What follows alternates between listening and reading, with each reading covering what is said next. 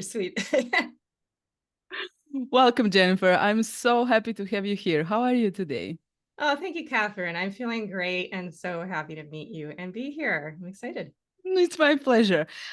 As always, the stage is yours. So please share a little bit about your story. I know you did some incredible things, but I would like my audience to know also. Yes, well, I wanted a violin when I was 2 years old. And I think it's because I was born into a musical family and I used to hear my parents play music with their friends. And when I was 4, I finally got my violin and I was single-mindedly focused on becoming a solo violinist throughout my childhood and teen years. I won a lot of international competitions. I performed in places all over the world, like with Carnegie Hall and big orchestras. But when I was 19, things changed completely when I met my husband. We got married when I was 20, which was not in my plans. But it was, of course, wonderful. No regrets, even though after 25 years, we parted ways. But I have 2 wonderful children and everything works out in the end. So long story short, after about 8, 10 years, I guess it was about 13 years exactly when I discovered the Alexander technique method, which I found because I had neck pain. And I think it's because I was carrying my children around on my hips as babies. And that combined with a general kind of low energy. I wasn't particularly happy after a while. And all of those things combined and the stress of my everyday life gave me neck pain. And doctors couldn't help, chiropractors couldn't help. And went to this Alexander technique teacher. And within a couple sessions, I was totally fine, but felt so amazing in my entire life that I kept taking lessons, even though the neck pain was gone. And fast forward, I did a teacher training to become certified in the Alexander technique. Mhm. And then shortly after that, I started helping musicians. So I've come full circle since then. Now I specialize in helping musicians. And I recorded my solo violin CD a few years ago during the pandemic and recently wrote a book for musicians that combines my past as a musician, my experience as a mind body expert and healer, and also my lifelong interest in spirituality. So I feel Mhm. like I've done a lot, but Yeah, really. You think? here I am. Just ultimately, it's about learning how to be myself and find my way in this world and share what I've learned with other people. That's so wonderful. Would you like to share a little bit what is actually Alexander's technique? I never heard of Mhm. it. Yeah, sure. A lot of people haven't heard of it, even though it's pretty well known in the arts world, especially in the acting world, because Alexander was an actor. He was born in 1869 in Tasmania Mhm. and had performance issues himself, where he got hoarse on stage, and the doctors couldn't help him either. But he decided he really wanted to be a performer, an actor, and the only way he was going to be able to do it was if he solved the problem himself. So he spent years observing himself in mirrors and Mhm. experimenting to discover what was causing him to choke up on stage and get hoarse. So he solved the problem and then realized that what he discovered about how his mind and body worked together is applicable to every human being. Mhm. And so he started teaching all kinds of people how to improve their mind body coordination so that they could heal all kinds of physical issues, but also stress and tension in their systems and mentally, emotionally.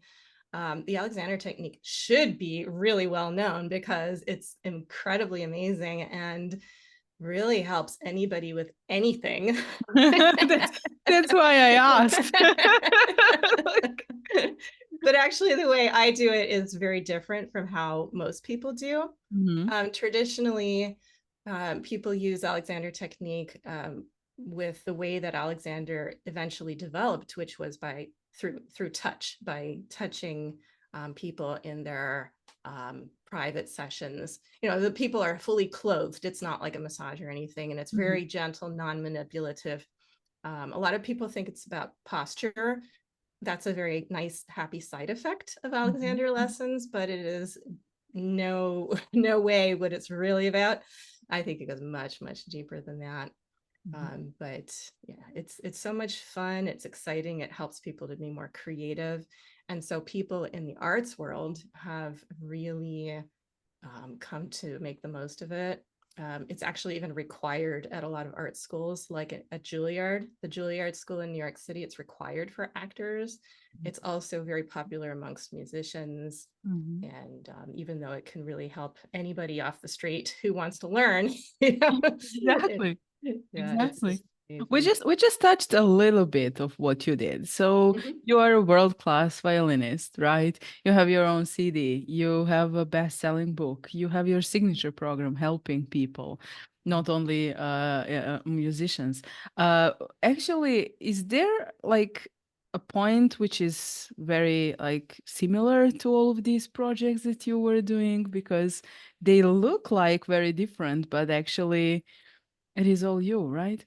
Yes. Yeah. And when I look back at the things that I've done, they can seem maybe like they're really different, but ultimately there's a thread that runs through all of it. And it comes from, I think, my normal human desire that we all have to really be ourselves. And as a kid, I was very, very shy. I was afraid. I mean, it's amazing to me now that I am speaking, internationally on podcasts off the cuff, and I'm not nervous because I've learned how to do it. But when I was a kid, I was terrified to speak, even with people that I knew, or I could speak with my friends, but my mom had to make all my phone calls, for example, or Really? they wouldn't happen. I was terrified. Same with I me. could get I could get up on a stage, and I did, and play the violin in front of thousands of people, and I didn't get nervous. I was just excited. Mhm. But speaking, forget it. I just wouldn't do it.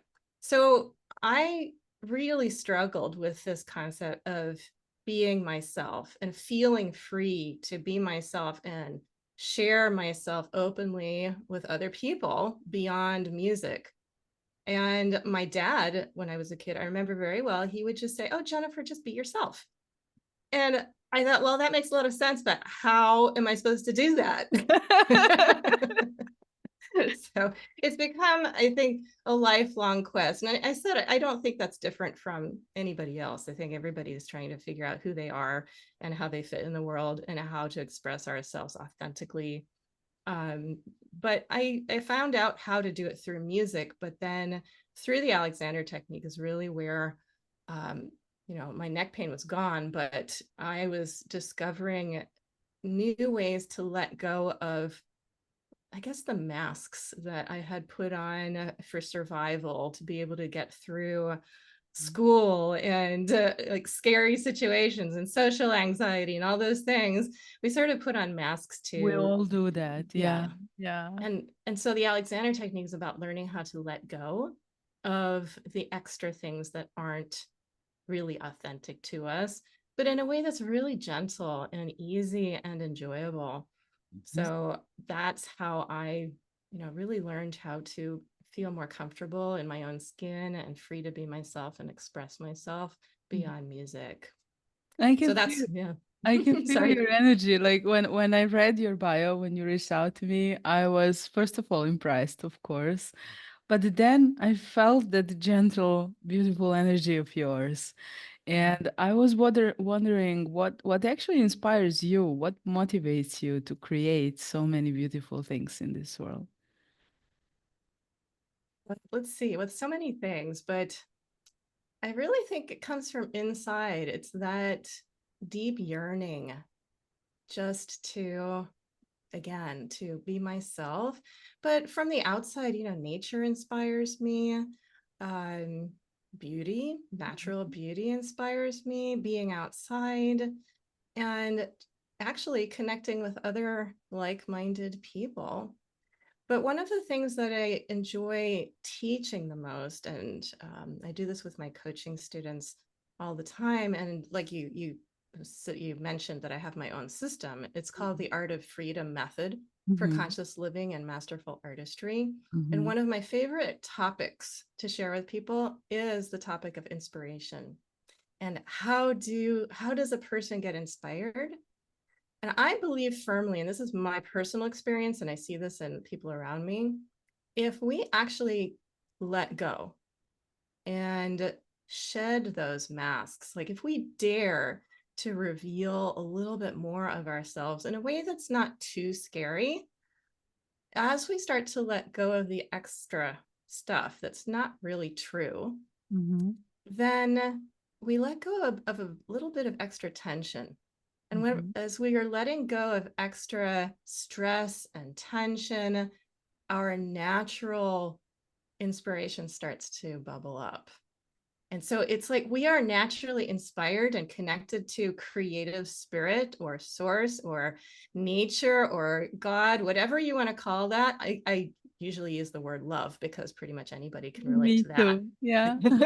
So love and joy, I believe it's our nature.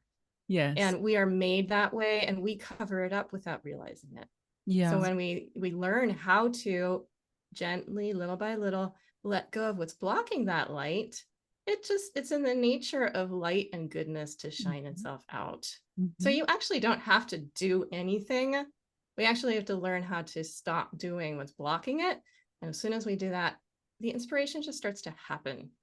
But there are very specific tools that I share with my students that come from um, um, an aspect of Alexander technique. It is a new, let's say, an evolution of the technique that goes back to the source, the origin.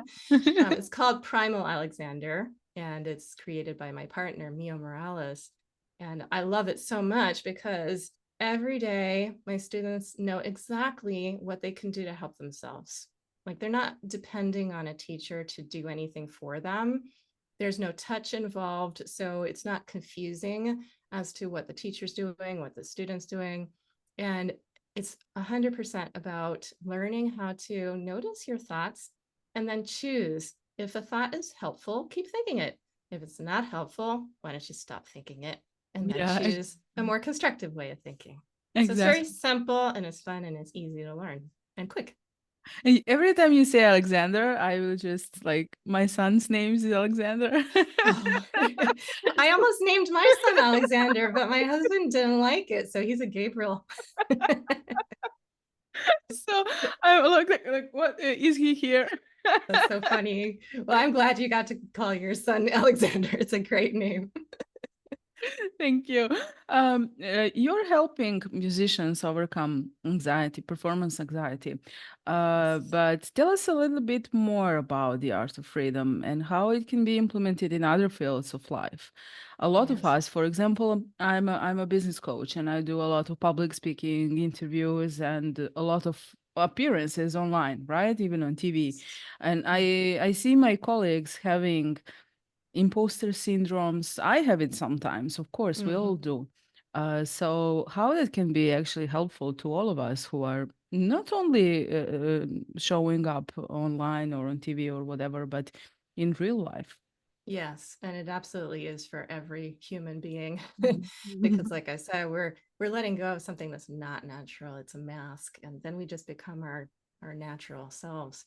The Art of Freedom method has five what I call life pillars, and they are purpose, mind, body, spirit, and artistry. And I think everyone's an artist or a potential artist, and no matter what type of art, whether it's public speaking or I do a lot of my own marketing. So, we can make that into an art too. Yeah. Copywriting is an art, right? So, but the thing about the Art of Freedom method and those five pillars is that I would like to bring Mhm. all five of them into everything that I do, ideally. They're not really separable. And I want to become more conscious of my purpose in the moment. And I want to understand, or more than understand, I want to experience how the mind, body, and spirit are not separate. And then there's that artistry. Well, how do I bring my whole self to whatever it is that I'm wishing to create or how do I walk from here to the other side of the room with ease and grace and flexibility and ease of movement? And if we're in public speaking, we're talking about that. How can I just be myself, let go, and allow my thoughts to flow through me in a way that's, makes me happy? Because ultimately, Because then ultimately, everyone else will be happy, right? yeah, I think we all just want to be happy, and we want to live with love and light and joy. Mhm. Again, I think that's natural, it's in us. So this process, that's the framework I've put all these things into. It's about being your whole self and bringing your whole self to whatever it is that you want. And then there are the practical tools. So the practical tools that I bring into it are Primal Alexander in particular. And again, it's very, very easy. And even right now, I can just give you a little taste, and everyone who's listening, who's curious, the very first thing we do is just pause for a moment and get curious. Like little children, you get curious, like, oh, what's happening to me right now?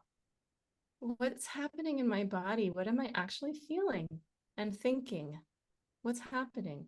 So we redirect our curiosity to ourselves rather than what we're doing most of the time is we're overemphasizing paying attention to the world and things out there. And that, we have to do some of that too, but it needs to be at least in balance with paying attention to how we're reacting to it.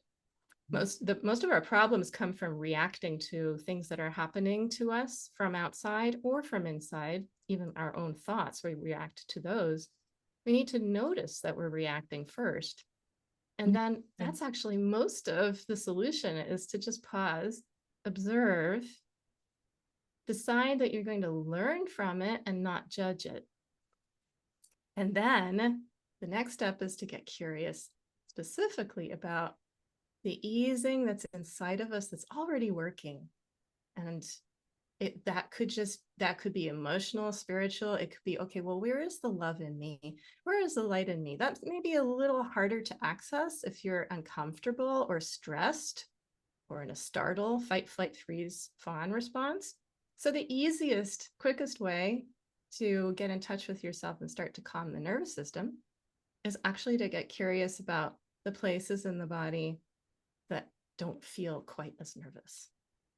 Like, where is there relative comfort in my body right now, even if I'm feeling, and I'm not feeling that right now. I'm saying hypothetically, if I'm really nervous. This is how I help my performers. Right? If you're feeling really panicked, all you can sense is the panic. Exactly. Yeah. But if you pause for a moment and get curious about that panic, let yourself actually feel it, and then just sit with it for a little bit and get curious. Okay, well, yes, my heart's racing, my pulse is going up, I'm shaking, but is there a place in my body that feels just a little less stressed and uncomfortable? And it's really hard, maybe impossible, to feel exactly the same in every part of your body.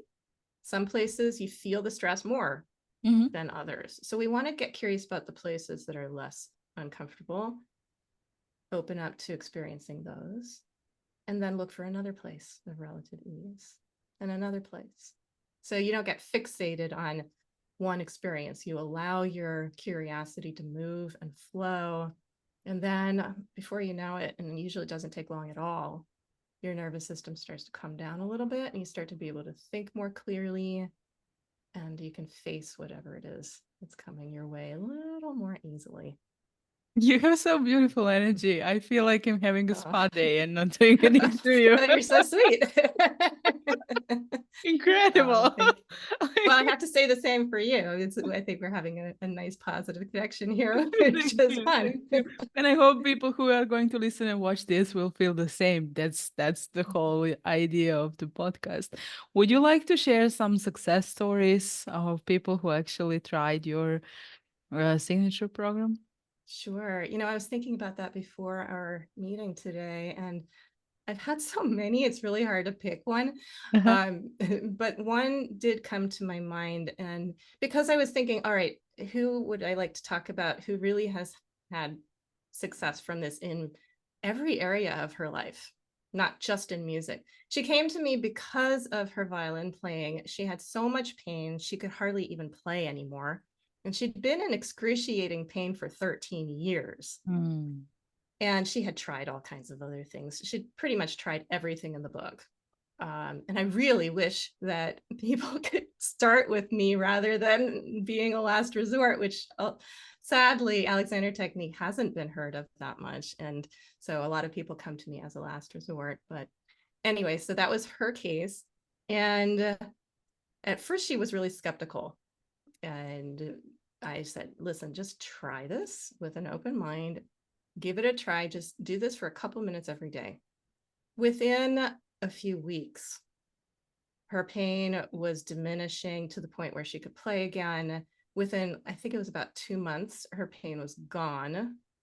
And not only that, she kept working with me over a period of time. Maybe it was a couple of years, actually, because so much kept improving. Her violin playing kept improving. We started looking at violin technique and specifics. But basically, her performance anxiety disappeared, and she said that she just feels extremely confident on stage now, and almost more confident on stage. She loves it now. And the thing about the rest of her life is that she's a mother of 4, and she is a business owner also with her husband. They run a farm, they have animals, incredibly stressful life from every angle, from family to work to music to just like crazy neighbors, all kinds of A stories lot. that would happen. And she'd bring them to our coaching sessions. And I think the thing that was the most valuable for her, and continues to be the most valuable, because once you learn how to do this, it's a skill for life. You don't want to not do it because it works, right? But she says it keeps helping her every single day. She used to be so stressed out at work every day, answering the phone and taking constant orders in her business. And she was so rushed and hurried in her life trying to get everything done that she would literally pass out every day because she was pushing herself so hard. And sometimes she'd forget to eat. And she had real health problems because she was not taking care of herself. She was the last person on the last to-do thing on her to-do list was self-care. So she has really learned how to put herself first. And when you put yourself first, really, really doesn't mean you have to slow down. It means you need to pay attention to how you're doing things. And the speed is really irrelevant. With this work, you get much more efficient, more effective. You can handle a lot more, but it's easy and effortless, and it can feel slower even when you're getting a lot more done. A lot more And she's a done. better parent. She's happier, in It actually every aspect. affects every aspect of life, right? Exactly. That's so Because good. the one thing that I tell my students is that, because they're musicians, right? We think about our musical instrument as our instrument, but actually the musical instrument is the secondary instrument for all of us. The primary instrument is this mind, body, self, this body person that we live in. And we have to learn how to play this instrument and have great coordination with how we think and move and relate to the world and ourselves. And if that's not functioning well, nothing we do with this instrument is going to function well. And it's all going to be out of balance. You could be a super successful person in business and in your professional life, and your personal life can be totally falling apart, and people can be miserable even when they're really successful. Exactly. And no one is teaching us that in schools. No, exactly. That's exactly the problem. We have the opposite modeled to us. Yeah. Our culture is such a goal-oriented culture, and it's all about acquiring things, getting things, making lots of money. And we do not prioritize self-care, which is actually the key to being successful in every area of our lives, but especially it's the key to being happy. Exactly. Sometimes it looks like everything is vice versa, upside down, Yes, I however you agree. want to call that. Let's be happy first. Let's be happy first and then achieve all of that. That's right. If someone would like to reach out to you and to work with you, what would be the best way? I think probably the best way would be to start with my website. It's www.artoffreedom.me. That's .me. I am on Facebook a lot, so I have a Facebook page there, and I have a YouTube channel where people can hear my music as well as watch teaching videos.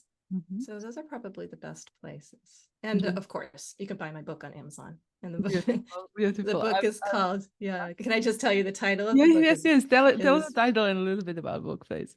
yeah, the book is called Make Great Music with Ease: The Secret to Smarter Practice, Confident Performance, and Living a Happier Life. And I've had many, many people tell me that this book is useful not just for musicians, but really for anybody. Mhm. So people don't have to be musicians to get a lot out of the book. Thank you so much. I will leave the links in the description so everyone Thank can you. actually see and reach out to you. Thank you so, so much for being my guest today. I Oh, truly thank you. enjoyed, and I hope you did too. Oh, very much so. Thank you so much, Catherine. And thank you, everybody, for listening. It's my pleasure. I'm very grateful to you. See you. Ciao. Likewise. Bye bye.